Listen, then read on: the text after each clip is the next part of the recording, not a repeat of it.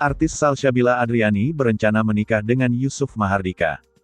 Pernikahan Salsabila Adriani dan Yusuf Mahardika akan dilakukan setelah seluruh pekerjaan mereka di lokasi syuting selesai. Hal itu dilakukan agar Salsabila Adriani dan Yusuf Mahardika bisa fokus menyiapkan pernikahan mereka. Rencana menikah pasti ada, buat apa pacaran kalau tujuannya tidak ke sana, menikah, kata Salsabila Adriani di kawasan Lebak Bulus, Jakarta Selatan, Selasa, tanggal 23 November tahun 2021.